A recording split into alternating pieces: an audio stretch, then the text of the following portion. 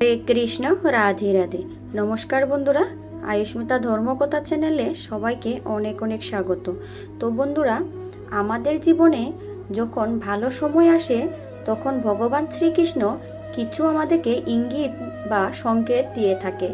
তো বন্ধুরা, আমি আজকের ভিডিওতে ভগবান শ্রীকৃষ্ণ আমাদের ভালো সময় আসার আগে যে সংকেতগুলি দেয় সেই সংকেতগুলির বিষয়েই আজকের ভিডিওতে আলোচনা করব। তো বন্ধুরা, তোমরা ধৈর্য সহকারে আমার ভিডিওটি পুরোটা দেখার অনুরোধ রইল। আর যদি বন্ধুরা তোমাদের ভালো লাগে তাহলে আমার এই ছোট্ট চ্যানেলটি সাবস্ক্রাইব করে আমার পাশে থাকার একান্ত অনুরোধ রইল।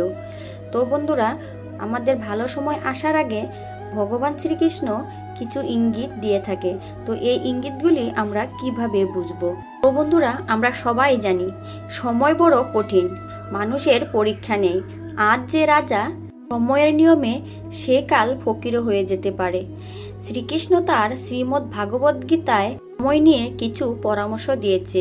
এক নাম্বার, ভগবান শ্রীকৃষ্ণ বলেছেন একমাত্র সময়েই ঠিক করে দেয় মানুষের জীবনে সুখ আসবে না দুঃখ, জীবনে কেমন কাটবে সেই সংকেতগুলি মানুষ তার কার্য থেকেই বুঝতে পারবেন, এমন ইঙ্গিত দিয়েছেন শ্রীকৃষ্ণ।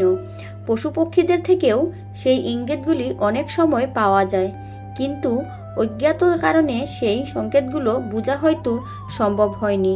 2 নম্বর সংকেত হলো শ্রীমদ্ ভাগবত গীতা অনুযায়ী একবার নারদ মুনি ভগবান বিষ্ণুর সঙ্গে দেখা করতে বৈকুণ্ঠ ধামে গিয়েছিলেন। সেইখানে গিয়ে নারদ মুনি ভগবান শ্রীবিষ্ণুকে জিজ্ঞাসা করলেন যে মানুষের জীবনে সুখ বা দুঃখের আগমনের ইঙ্গিত কি করে বোঝা যাবে। ভগবান বিষ্ণু তখন তাকে বলেছিলেন, যখন কোনো ব্যক্তির চোখ ব্রহ্ম মুহূর্তে অর্থাৎ ভোর 3টে থেকে 5টার মধ্যে খুলে যায়, অথবা ওই সময়ের মধ্যে তিনি স্বপ্নে ভগবানকে দেখেন, থেকেই ইঙ্গিত পাওয়া যায় ওই ব্যক্তির জীবনে সমৃদ্ধি ও প্রগতির দিকে এগিয়ে যাবে এবং তার স্বপ্নে যাতে পূরণ হয় তার জন্য স্বয়ং ভগবান তাকে সাহায্য করছেন। 3 নম্বর সংকেত হলো যে ভগবান শ্রীকৃষ্ণ দিয়ে থাকেন যে কোনো ব্যক্তির পুজো করার সময় ফুল দিয়ে যদি সেই ফুল মাটিতে পড়ে যায় তখন বুঝতে হবে সেই ব্যক্তিকে ঈশ্বর আশীর্বাদ করছেন, এবং এই ইঙ্গিত থেকেও বোঝা যায় যে শুভ সংবাদ আসন্ন। এছাড়াও আরো অনেক সংকেত আছে যেগুলির থেকে ভালো সময়ের ইঙ্গিত পাওয়া যায়। 4 নম্বর সংকেত হলো যদি দেখা যায় কেউ হাসি খুশি রয়েছেন তাহলে এর অর্থ হলো সংশ্লিষ্ট ব্যক্তির মনের মধ্যে ভগবানের বাস রয়েছে, এই সময়ে সবার মনোবাসনা পূর্ণ হবে। 5 নম্বর সংকেত হলো এরকমও মানা হয় যে যখন ভবিষ্যতের ঘটনাগুলি আগের থেকে কেউ স্বপ্নে দেখতে পান তাহলে তার অর্থ হলো ঈশ্বর সেই ব্যক্তিকে সংকেত দিচ্ছে যে আগামী দিনে তার জীবনে ভালো কিছু ঘটতে চলেছে। আরও অনেক সংকেত আছে যার থেকে বোঝা যায় জীবনে খারাপ সময় শেষ হয়ে ভালো সময়ের সূচনা হতে চলেছে। 6 নম্বর সংকেত হলো ধন সম্পত্তি নিয়ে সমস্যায় ভুগছেন বহুদিন ধরে, কিভাবে এই সম্পর্কিত সমস্যার সমাপ্তি ঘটবে বুঝতে পারছেন না, কিভাবে বোঝা সম্ভব তা। যদি সকাল সকাল কোনো ব্যক্তি বা আত্মীয় স্বজন এই ব্যক্তির বাড়িতে এসে হঠাৎ পয়সা দিয়ে যান তাহলে ধরে নিতে হবে সেই ব্যক্তির গৃহে মা লক্ষ্মীর আগমন হতে চলেছে, এবং তখন বোঝা যাবে যে ধন সম্পত্তি নিয়ে যার সমস্যা রয়েছে তা দূর হতে চলেছে। ভগবান শ্রীকৃষ্ণ সম্পত্তি সম্পর্কিত সংকেতগুলির বিষয়েও আরও বলেছেন যে যদি কোনো ব্যক্তির খরচ খুব বেশি হয়, কোনোভাবেই সেই ব্যক্তি পয়সা জমিয়ে রাখতে পারছেন না, সেই ব্যক্তি যদি দেখেন হঠাৎ করে তিনি পয়সা জমাতে শুরু করেছেন তাহলে বুঝে নিতে হবে সেই ব্যক্তির ভালো সময় আসতে চলেছে।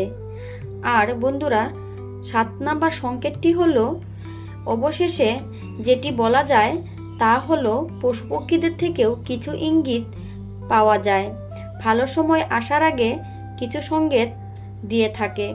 যেরকম কোনো বাদর যদি কারো বাড়িতে ছাদের উপর আমের বীজ ফেলে যায়, অথবা কোনো বিড়াল যদি এই বাড়িতে বাচ্চা জন্ম দেয় তাহলে ধরে নিতে হবে ভগবান কোনো সংকেত দিচ্ছেন, আগামী দিন ভালো সময় আসতে চলেছে। বন্ধুরা, এই সংকেতগুলি যদি কেউ পান তাহলে বুঝতে হবে খারাপ সময় কেটে ভালো সময় আসতে চলেছে। বন্ধুরা, এই ছিল 7টি সংকেত আমাদের ভালো সময় আসার আগে যা ভগবান আমাদেরকে দিয়ে থাকেন। আর যদি বন্ধুরা ভগবান শ্রীকৃষ্ণ আপনার ঘরে বসবাস করছেন তাহলে এই 5টি সংকেত অবশ্যই আপনারা অনুভব করতে পারবেন। আর এই 5টি সংকেত হলো: 1 নাম্বার, হৃদয়ে আনন্দ ও শান্তির অনুভব করা। 2 নাম্বার, জীবনের প্রতি আগ্রহ বৃদ্ধি পাওয়া। 3 নাম্বার, সঠিক পথে চলা, অনুপ্রেরণার পাওয়া। 4 নাম্বার, সমস্যার সামনে সাহায্য পাওয়া। এবং বন্ধুরা 5 নাম্বার হলো অন্যদের প্রতি সহানুভূতি ও ভালোবাসা বৃদ্ধি পাওয়া। এই সংকেতগুলি মূলত আধ্যাত্মিক উন্নতির লক্ষণ এবং শ্রীকৃষ্ণর আশীর্বাদও উপস্থিত নির্দেশ করে। তো বন্ধুরা, এই 5টি সংকেতের সম্পর্কে আমি আপনাদেরকে বিস্তারিত আলোচনা করব। তো 1 নাম্বার হলো হৃদয়ে আনন্দ ও শান্তির অনুভব করা। যখন শ্রীকৃষ্ণ আপনার হৃদয়ে বসবাস করবে তখন আপনি একটি গভীর আনন্দ ও শান্তির অনুভব করবেন। এই শান্তি শুধুমাত্র বার্ষিক পরিবেশের কারণে সৃষ্টি নয়, বরং এটি আপনার ভেতরের একটি গভীর অনুভূতি।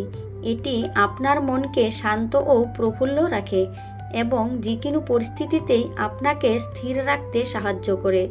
2 নাম্বার, জীবনের প্রতি আগ্রহ বৃদ্ধি পাওয়া। শ্রীকৃষ্ণর আশীর্বাদে আপনার জীবনের প্রতি আগ্রহ বৃদ্ধি বাড়বে। আপনি নতুন কিছু শিখতে, অভিজ্ঞতা অর্জন করতে এবং ইতিবাচক কাজে নিজেকে নিয়োজিত করতে উৎসাহিত হবেন। নতুন নতুন জিনিস আবিষ্কার করতে এবং জীবনের প্রতিটি মুহূর্ত উপভোগ করতে আপনার মন চঞ্চল হয়ে উঠবে। 3 নাম্বার হলো সঠিক পথে চলার অনুপ্রেরণা পাওয়া। ভগবান শ্রীকৃষ্ণ আপনাকে সঠিক পথে চলতে উৎসাহিত করবেন। তিনি আপনার পথদর্শক হয়ে আপনাকে খারাপ সঙ্গ ও কাজ থেকে দূরে রাখবেন। জীবনের কঠিন পরিস্থিতিতেও তিনি আপনাকে সঠিক সিদ্ধান্ত নিতে সাহায্য করবেন এবং সঠিক পথে চলার বা এগিয়ে যেতে উৎসাহিত করবেন। 4 নাম্বার হলো সমস্যার সামনে সাহায্য পাওয়া। আপনি যদি শ্রীকৃষ্ণর ভক্ত হন তাহলে তিনি আপনাকে জীবনের যে কোনো সমস্যা থেকে সমাধানে সাহায্য করবেন। যে কোনো কঠিন পরিস্থিতির মোকাবেলা করার জন্য তিনি আপনাকে সঠিক পথ দেখাবেন এবং আপনার আত্মবিশ্বাস বৃদ্ধি করবেন। আপনার মনে হবে যে শ্রীকৃষ্ণ সবসময় আপনার আশেপাশেই রয়েছেন এবং আপনাকে রক্ষা করছেন। 5 নাম্বার হলো অন্যদের প্রতি সহানুভূতি ও ভালোবাসা বৃদ্ধি পাওয়া। শ্রীকৃষ্ণের সান্নিধ্য আপনার মধ্যে অন্যদের প্রতি সহানুভূতি ও ভালোবাসার বৃদ্ধি পাবে। আপনি তাদের দুঃখ কষ্ট বুঝতে শিখবেন এবং তাদের সাহায্য করার জন্য আগ্রহী হবেন। আপনি পরোপকার এবং মানব সেবায় নিজেকে নিয়োজিত করতে চাইবেন। তো বন্ধুরা, এই ছিল 5টি সংকেত। যদি আপনি অনুভব করেন তাহলে বুঝতে পারবেন যে ভগবান শ্রীকৃষ্ণ আপনার হৃদয়ে স্থান করে নিয়েছেন এবং আপনার জীবনকে আলোকিত করছেন। তো বন্ধুরা, এই ছিল আমার আজকের ভিডিও। তো বন্ধুরা, আমার ভিডিওটি কেমন হয়েছে অবশ্যই কমেন্ট করে জানাবেন। আর বন্ধুরা, আমার যদি কোনো ভুল ভ্রান্তি হয়ে থাকে অবশ্যই ক্ষমা মার্জনার চোখে দেখবেন।